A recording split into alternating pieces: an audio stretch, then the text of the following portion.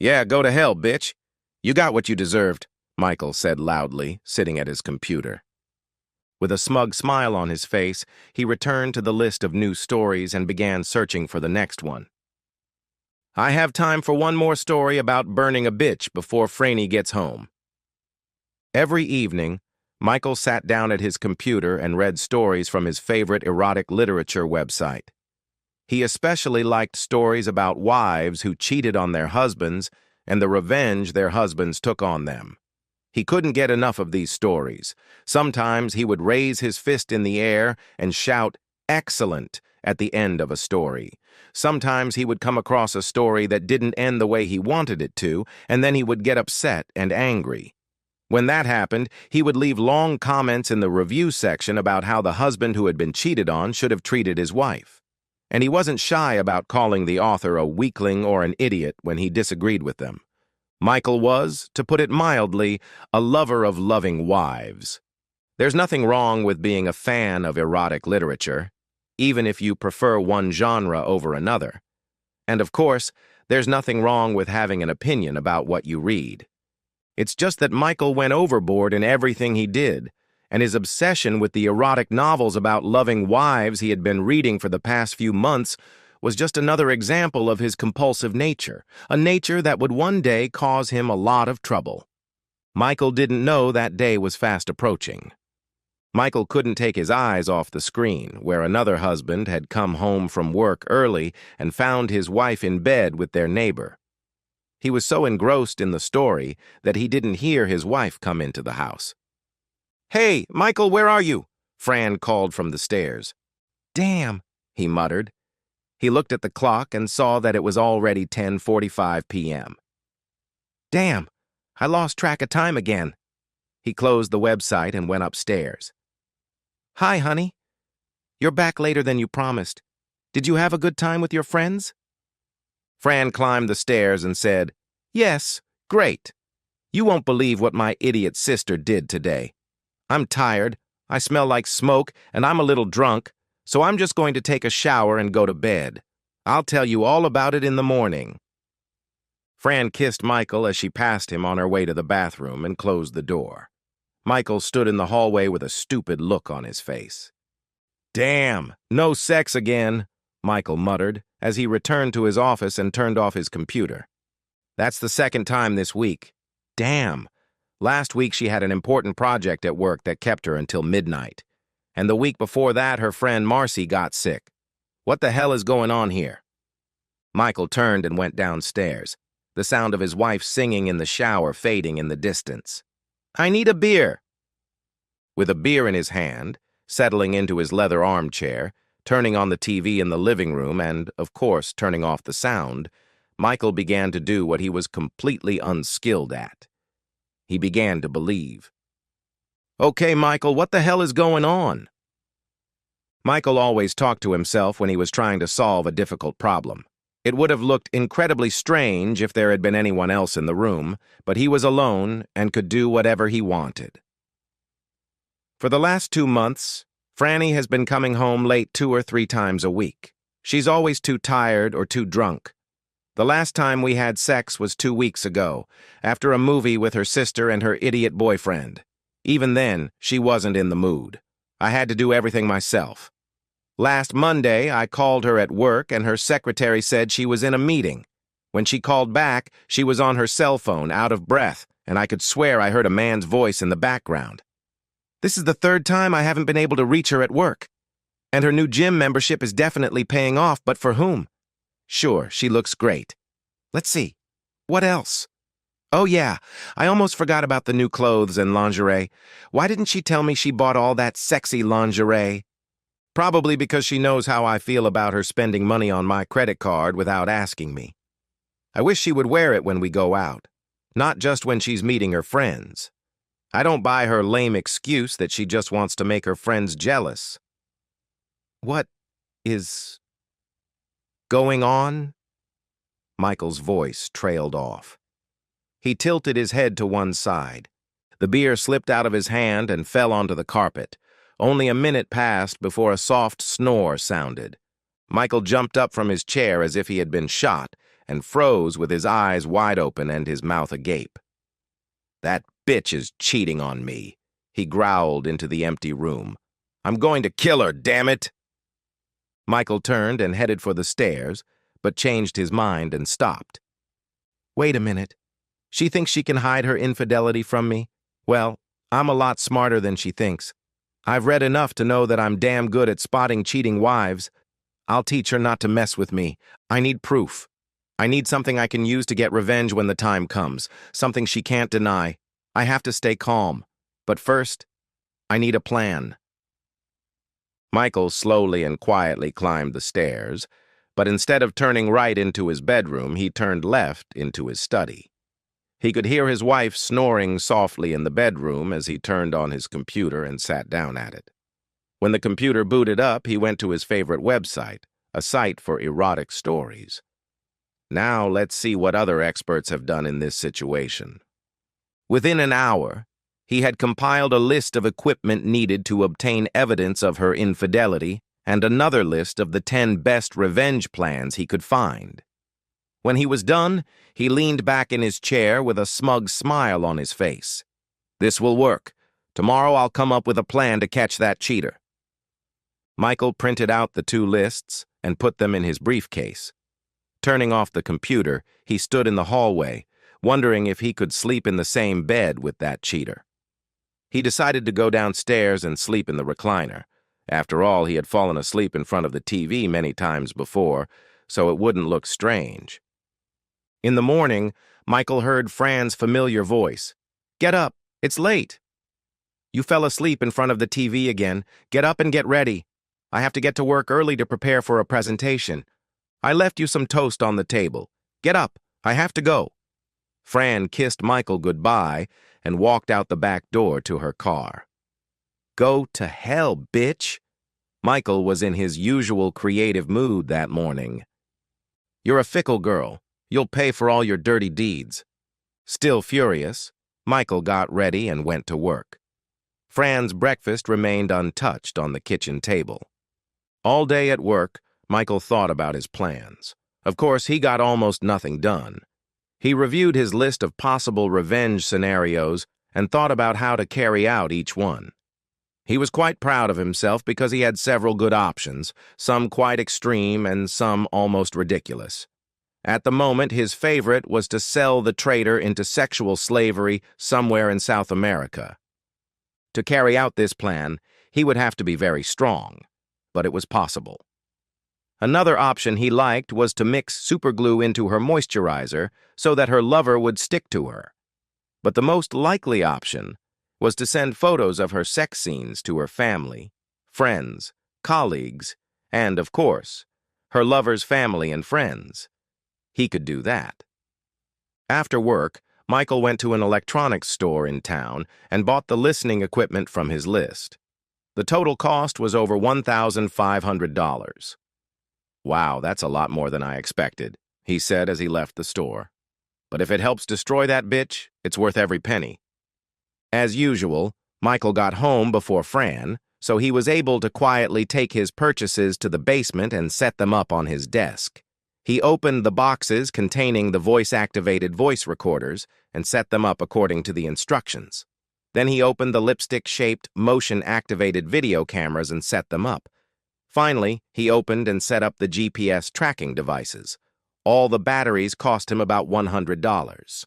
When he was done, he just sat there smiling, thinking about what was in store for him. Soon he began to think about what might happen. Come on, baby.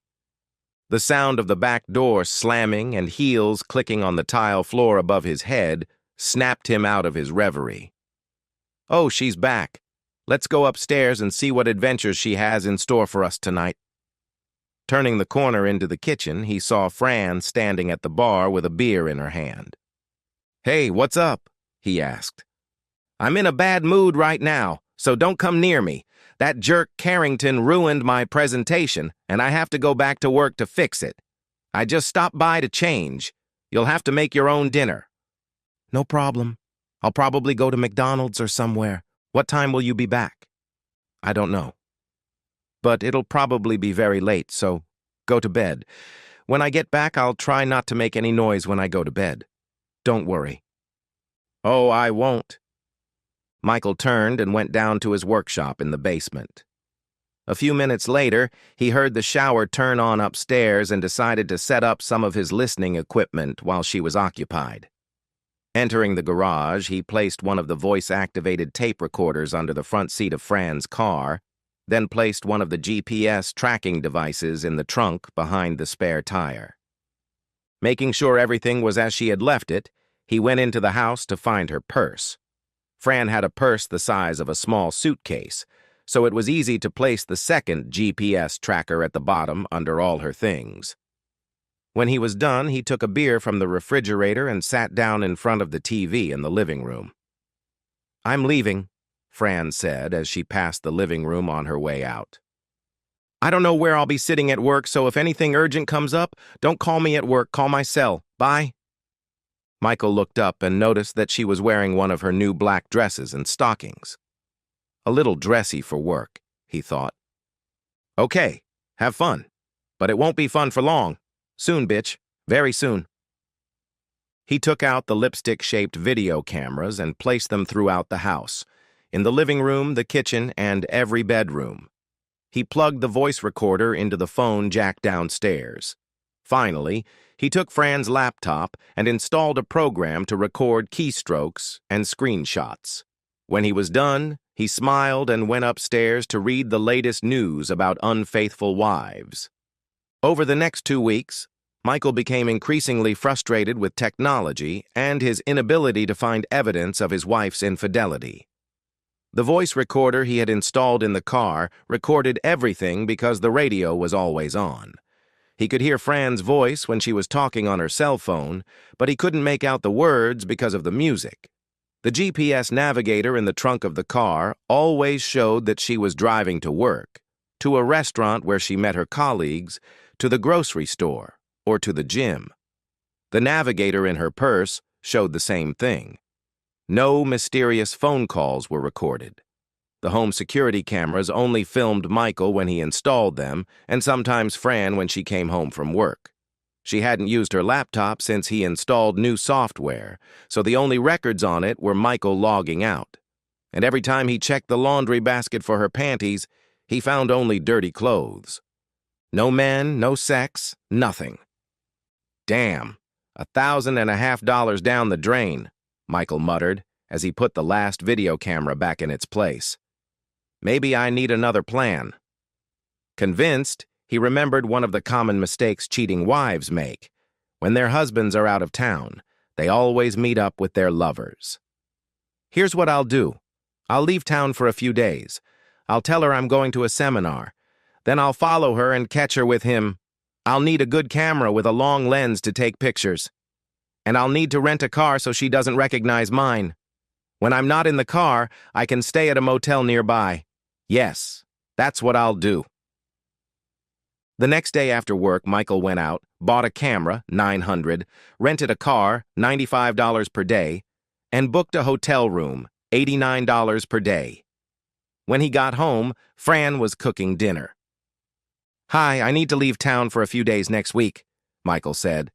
"I'm being sent on a training course on Thursday, Friday, and Saturday.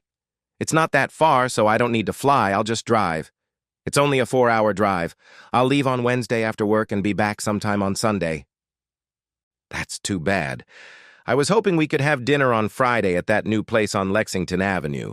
Oh well, I'll try to find something to do so I don't get bored." She returned to the pot and began stirring its contents. "Dinner will be ready in a few minutes, so go wash up and set the table." As Michael washed his hands, he thought, "Too easy. She's obviously up to something. This time I'll catch her, I know it. And then she'll burn like the cheater she is." Early Wednesday morning, Michael packed a bag with the things he would need for his training weekend and put it in his car. Before leaving, he checked the cameras and the voice recorder. Last night, he had reconfigured 2 GPS navigators. Then he drove to the motel, checked in, parked his car, and crossed the street to the rental car office to pick up his car. Everything was ready, so he drove home and parked on the street where he had a good view of the entrance to his house. He turned off the engine, leaned back in his seat, and waited. His mind wandered, and soon he found himself thinking about what she might be doing right now. Michael shook his head. Damn, I have to stop thinking about what that girl is doing. She's driving me crazy. He spent the entire day sitting in his car, following her wherever she went. He was disappointed to find that she was just going about her usual business, going to work, having lunch with friends, going to the gym after work, and then returning home with Chinese takeout. When the lights went out at her house, he waited for a while, then returned to his motel room with his Chinese takeout. Before going to bed, Michael called Fran and told her he was at the hotel and that the long drive had been uneventful. After hanging up, he felt angry that he hadn't been able to humiliate that bitch today. Maybe tomorrow? He asked aloud. Thursday and Friday were repeats of Wednesday. Nothing special. He began to suspect that Fran knew she was being followed and wasn't going to do anything with her lover. Saturday was a different story altogether. Early in the morning, sitting in his car watching his house, Michael saw Fran get into her car and drive away. He followed her. She drove out of town for a long time. He almost lost her a couple of times. Finally, she turned into a large hotel and parked at the entrance. Michael saw her go in, but didn't want to risk following her, so he decided to wait. He was excited that he had finally caught her. He waited for almost 3 hours until she came out with an armful of bags. All the bags had 2010 Craft Extravaganza printed on them. Damn, now I remember. She told me about a craft show this weekend. Fran drove away, and Michael followed her. She drove straight home, and Michael parked again. Michael waited and waited, but nothing happened. While he waited, he dreamed. Michael woke up from his dream just after dark when a car pulled up to Fran's house and parked in the driveway. Michael couldn't see who got out of the car, so he went to the door, but saw Fran open the door, hug the person standing there, and then go into the house and close the door. Soon, 5 more cars pulled up, and at least 10 people got out and went into the house. The lights were on in every room of the house. Through his telephoto lens, Michael could see people walking around the living room and kitchen wearing what looked like goggles. The light came on in the bedroom on the 2nd floor, and Michael pointed his telephoto lens at the window, but could only see shadows moving around the room. I need to get closer so they don't see me. Michael got out of the car and approached the house, staying in the shadows so the neighbors couldn't see him. He climbed over the fence and climbed onto the air conditioner to look into the living room window. When he got a good look at what was going on inside, he froze in shock. There was Fran and a bunch of her friends, all in their underwear, walking around the room, laughing and clinking glasses, the same long-stemmed glasses his sister had given them as a wedding gift. Fran was wearing a black bustier, black thongs, black stockings, and high-heeled shoes. She looked stunning, promiscuous, but stunning. Her friend Marcy was standing in front of her in a long white negligee. Damn, I didn't know she was that sexy, Michael thought, almost losing his balance on the air conditioner. Friend's younger sister walked over to Marcy and hugged her around the waist. Other women he didn't know were also walking around the room in lingerie or underwear, talking and drinking. He forgot about the camera he was holding. He just stood there watching, and suddenly a thought flashed through his mind. My wife is a lesbian. As he stood there looking at all these beautiful women in their underwear, a man carrying an armful of clothes came down the stairs. Michael heard him say something like, "Ladies, try these beauties on. I've got something for everyone." Michael noticed that the man was very muscular and looked like some kind of bodybuilder, and although the thought disgusted him, he had to admit that he was a very handsome man. When he raised his camera to take a picture, a voice came from behind him. "Okay, mister. Don't move. Turn around slowly and come down here." Michael turned around and saw a light shining in his eyes. Closing his eyes, he could make out the vague image of a police officer with a flashlight. Damn, he muttered to himself. He slowly climbed down from the air conditioner and stood in front of the police officer. "Hands behind your head," said the tall police officer. Michael obeyed, and the police officer handcuffed him behind his back. "Now, would you mind telling me what you're doing here? As if I can't see for myself?" "Listen, officer, it's not what it looks like. I'll explain everything. This is my house, and my wife is having an orgy with a group of women. I'm trying to gather evidence of her infidelity so I can divorce that bitch. It's the truth." "That's the best thing I've heard in a long time. Get in the car. I'm going to check you out." A moment later, Michael was sitting in the back seat, clenching his hands, while the cop in the front seat looked at his driver's license and talked to the dispatcher. "Well, you don't have a warrant or a restraining order, and this is your address, so maybe you're in the clear. I think we should ask your wife if she wants you here." No, she won't find me here. I'll never find the evidence to put her away. Just let me go. I'll get out of here and find another way." Sorry, buddy, I can't. Besides, look at the windows. Everyone's watching us. They know we're here." Fran stepped out onto the porch in her long coat, and the policeman came out to talk to her. After a brief conversation, they both walked over to the patrol car. "Michael, what are you doing here? You should be in class. What's going on?" Fran asked, peering into the police car window with a worried expression on her face. Quickly thinking on his feet, Michael replied, "I came home early and saw that all the lights were on and all the cars were in the driveway, and I was worried that something was wrong, so I went to the side window and looked inside. Then the police officer saw me and thought I was peeping or robbing the house or something like that." "This is crazy! We're just having a party in Marcy's underwear. You know everyone here." "Who the hell is that man?" Michael pointed to the porch where the man was standing.